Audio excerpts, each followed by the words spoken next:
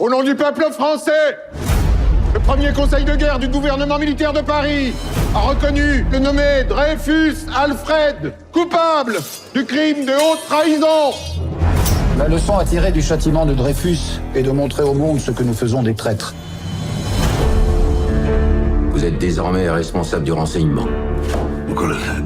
Si nous découvrons que Dreyfus n'est pas de traître, je pense que nous devrions agir rapidement dans l'intérêt de l'armée. Bon Dieu, mon colonel, laissez tomber. Ce sont eux les chefs. Nous suivons leurs ordres. Je ne veux pas d'une autre affaire Dreyfus. Ce n'est pas une autre affaire Dreyfus, mon général. C'est la même. Où est le dossier secret sur Dreyfus? Désormais, je m'en chargerai personnellement.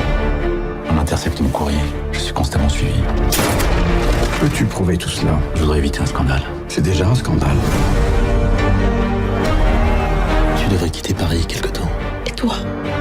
J'ai l'honneur de vous présenter Monsieur Émile Zola. Quelqu'un doit exposer toute l'histoire. En tant qu'officier d'actif, je ne peux rien écrire là-dessus. Vous non, mais moi si. Demandez, Laurent, demandez! J'accuse le général Mercier de s'être rendu complice d'une des plus grandes iniquités du siècle. J'accuse le général Billon d'avoir eu les preuves de l'innocence de Dreyfus et de les avoir étouffées.